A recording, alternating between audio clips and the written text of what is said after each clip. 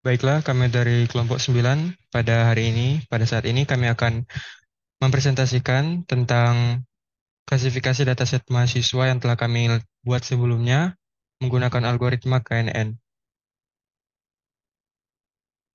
Sebelum itu, saya akan menunjukkan dataset yang telah saya buat, atau kami buat sebelumnya, yaitu yang pertama di sini ada nama mahasiswa dengan data dummy. Di sini saya menggunakan nama mahasiswa dengan data acak, di mana semuanya random, dan IPK semester 1, 2, 3, sampai 8. Kita masuk ke bagian yang pertama. Karena sebelumnya saya telah membuat query query ini, maka saya akan membuat eh, notebook baru. Kita akan melakukan new notebook untuk melakukan semuanya dari awal.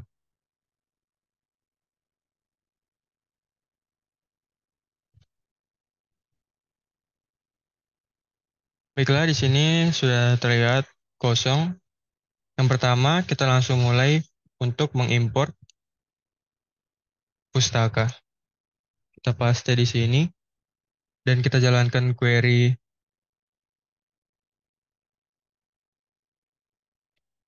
Sebelum kita menjalankan query, kita connecting di bagian kanan atas sampai terlihat titik menjadi hijau dan kita jalankan kembali query-nya. Bisa kita lihat di bagian kiri sudah tercentang, berarti query telah sukses berjalan. Untuk ini, Pandas digunakan untuk memanipulasi dan analisis data, NumPy digunakan untuk operasi numerik. Try and test bed digunakan untuk membagi dataset menjadi data latih dan data uji. Kemudian standard scalar digunakan untuk normalisasi data. Knightborn classifier adalah implementasi algoritma KNN dari scikit-learn. Accuracy score classification report dan confusion matrix digunakan untuk mengevaluasi performa model. Tujuan dari pengguna pustaka ini adalah untuk membangun dan mengevaluasi model KNN pada dataset mahasiswa dengan kolom-kolom yang mencakup nilai IPK dari semester 1 hingga 8 dan informasi lainnya. Kita masuk ke step selanjutnya. Di sini kita tinggal tekan bagian kiri atas untuk menambahkan kode baru.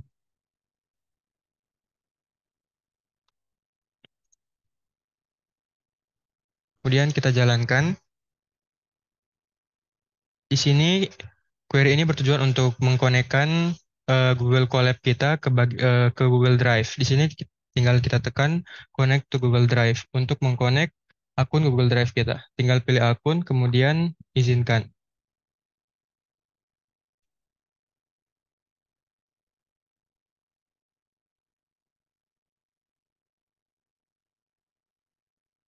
Bisa kita lihat telah sukses di bagian kiri, kemudian kita tambahkan kode baru untuk masuk ke proses selanjutnya.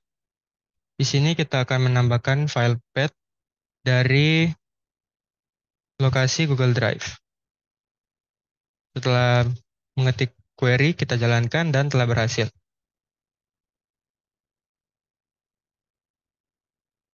Query ini memberikan alamat lengkap ke file Excel dengan nama IPK mahasiswa kelompok 9 XLXX yang disimpan di Google Drive. Content Drive My Drive adalah direktori default yang merujuk ke Google Drive di Google Colab. Tujuan dari menentukan alamat file adalah untuk memudahkan akses dan penggunaan dataset tersebut di dalam notebook Google Colab. Simpelnya, kita akan mengekspor file dataset yang telah kita simpan di bagian Google Drive. Di sini saya menyimpan datasetnya pada bagian dataset dengan nama IPK mahasiswa kelompok 9. Kemudian, setelah kita mengekspor filenya dari Google Drive, kita masuk ke step selanjutnya.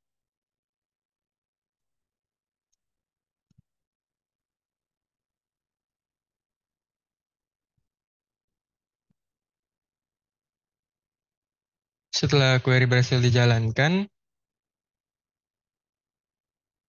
Query ini menggunakan fungsi pdread Excel dari Pandas untuk membaca file Excel.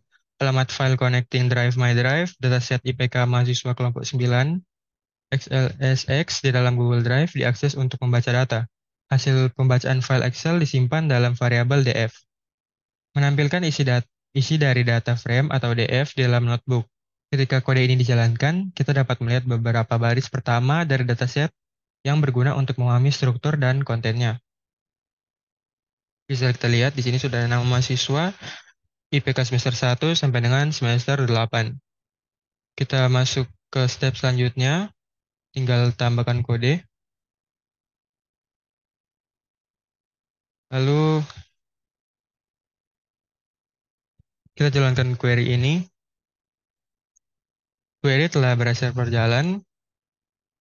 Untuk devlog 1:9, min aksis sama dengan 1, memilih kolom-kolom dari 1 hingga 9 yang sesuai dengan kolom IPK semester 1 hingga semester 8.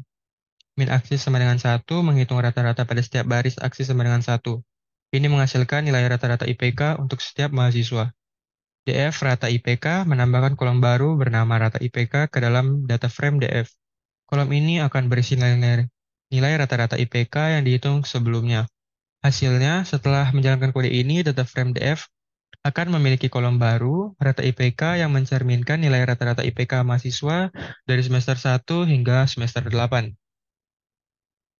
Untuk proses selanjutnya akan dijelaskan oleh teman saya.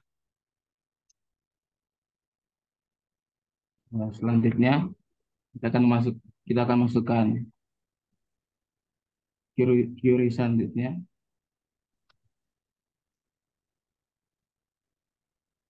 Eh, Query tersebut bertujuan untuk mengevaluasi apakah nilai rata-rata IPK mahasiswa yang telah dihitung sebelumnya lebih besar dari 3,5.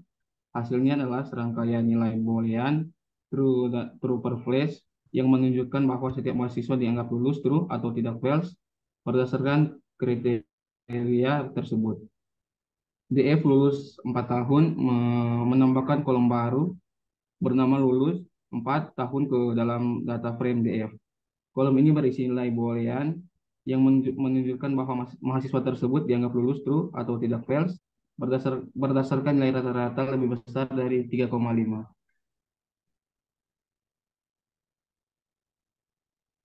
Selanjutnya kita akan menjalankan query berikutnya.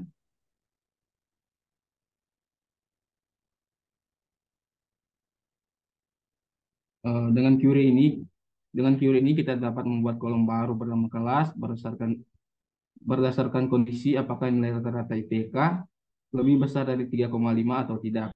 Jika lebih besar, nilai kelas akan diisi dengan kurang lebih sama dengan 4 tahun, dan jika tidak akan diisi dengan lebih dari 4 tahun.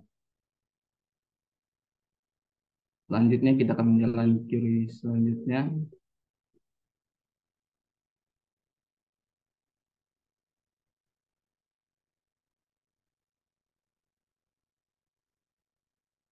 Kita berhasil menjalankan query tersebut.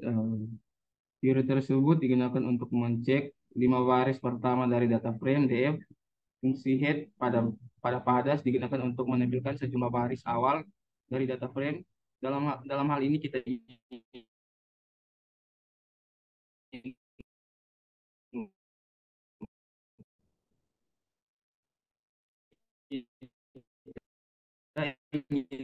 melihat bagaimana 5 baris pertama. Selanjutnya akan dibawakan ke teman saya.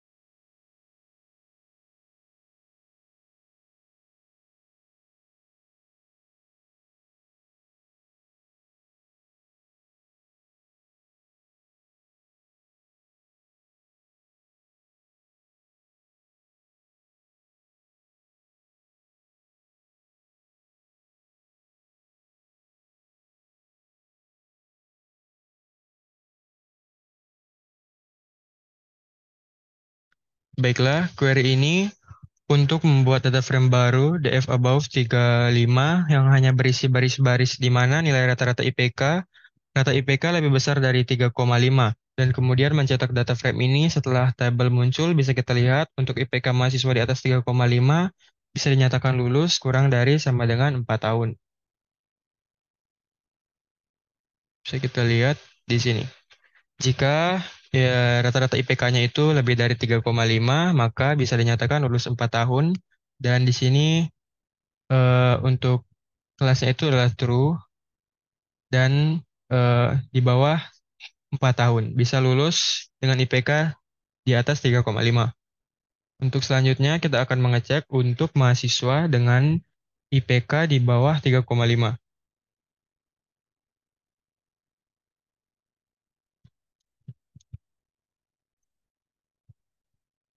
Kita menggunakan query seperti sebelumnya, tapi hanya mengganti pada bagian ini di mana kurang dari 3,5. Saran query ini dan telah berhasil. Di sini kita bisa lihat untuk IPK mahasiswa yang kurang dari 3,5 tidak bisa lulus dalam 4 tahun. Maka di sini muncul false. Dan kelasnya itu adalah lebih dari 4 tahun. Maka mahasiswa bisa lulus di atas 4 tahun dengan IPK demikian. Kita masuk ke proses selanjutnya.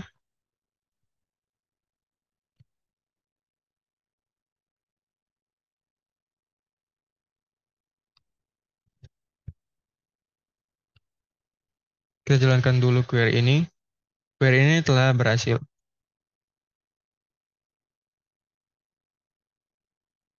Untuk step ini, kita akan mempersiapkan data untuk proses klasifikasi menggunakan algoritma Kanner-Snake-Bors atau KNN. Yang pertama ini kita memilih fitur X dan target Y. X sama dengan develop 1:9. Memilih fitur atau variabel independen dari data frame DF. Dalam hal ini, kita memilih kolom IPK semester 1 sampai semester 8 sebagai fitur yang akan digunakan untuk melakukan prediksi. Selanjutnya, Y sama dengan DF kelas, memilih target atau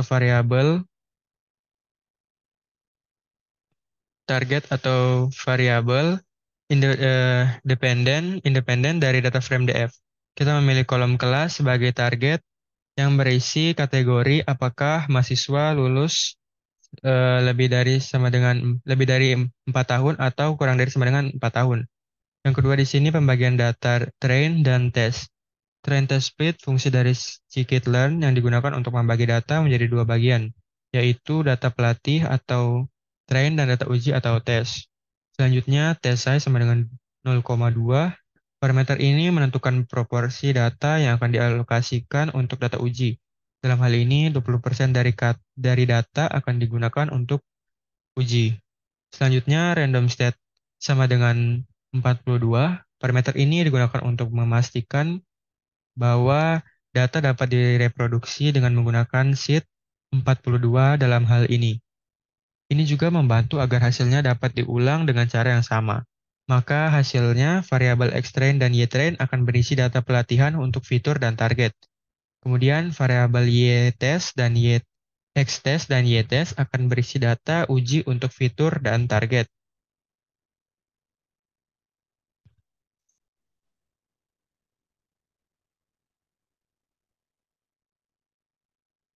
Selanjutnya untuk query yang pertama kita akan run.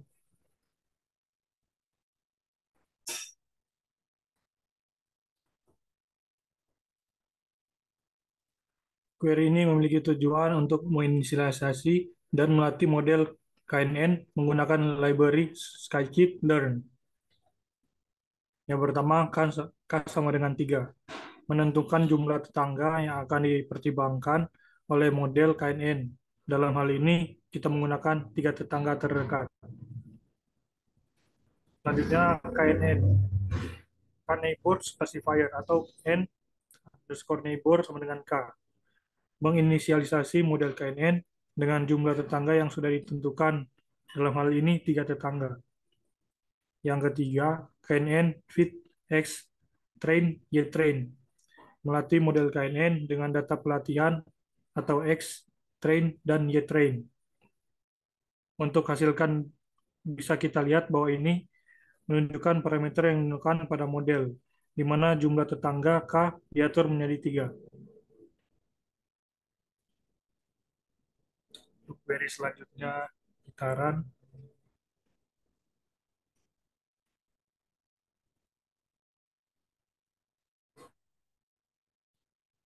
Query tersebut berhasil. Query ini mencetak hasil evaluasi kinerja model, termasuk tingkat akurasi dan laporan klasifikasi. Output ini memberikan informasi tentang seberapa baik model dapat melakukan prediksi pada data uji. Kesimpulannya, akurasi model mengalami penurunan menjadi sekitar 88,33%. Ini menunjukkan bahwa model tidak sebaik sebelumnya dalam melakukan prediksi pada keseluruhan data uji. Precision, recall, dan F1 score untuk kelas lebih dari 4 tahun tetap tinggi, masing-masing sekitar 91-94%. Ini menunjukkan bahwa model masih baik dalam mengidentifikasi dan mengklasifikasi data pada kelas mayoritas. Precision, recall, dan F1 score untuk kelas di bawah 4 atau sama dengan 4 tahun meningkat dibandingkan dengan hasil sebelumnya, tetapi masih rendah. Model tampaknya memiliki kesulitan dalam mengidentifikasi dengan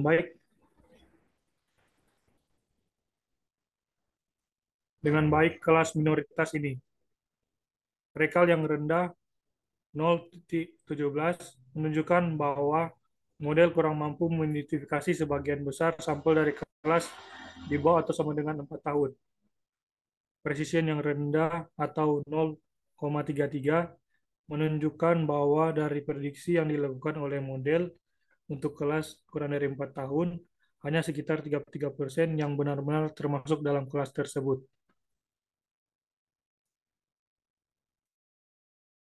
Baiklah, sekian untuk hasil dari klasifikasi dataset mahasiswa kelompok kami dengan menggunakan algoritma KNN.